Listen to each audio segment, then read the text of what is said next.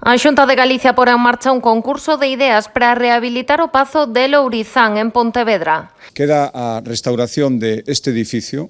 Moitas veces se falou das posibilidades que podía ter este edificio e creo que facer unha restauración ben feita e rigurosa, como decía o director da Axencia Galega de Turismo, respetando todo o que supón este edificio e aproveitando todas as súas posibilidades. Eso vai ser un complemento perfecto, lle vai dar vida non só ao complexo, por suposto, sino a toda Pontevedra, que creo, e a toda a contorna de Pontevedra, comarca. Segundo os cálculos do presidente autonómico, as obras poderían estar en marcha no ano 2024, uns traballos que se dirixirán a preparar a finca para os seus novos usos: divulgación, restauración, xestión, oficinas, aloxamento e apoio.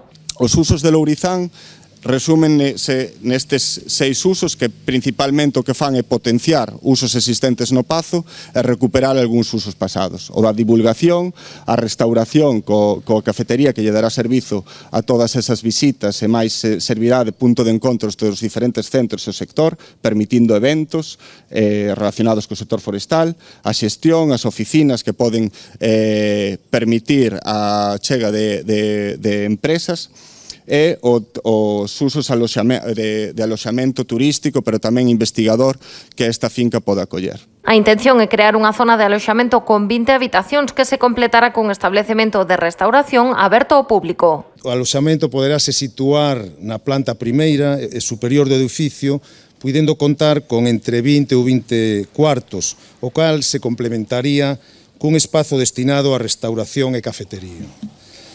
Trátase dunha edificación senlleira, chea de historia e patrimonio, que se rehabilitará baixo moi estritos criterios, o que permitirá que finalmente os cidadáns poidan descubrir este tesouro. Neste proxecto, a Xunta de Galicia fará un investimento inicial de 17,8 millóns de euros.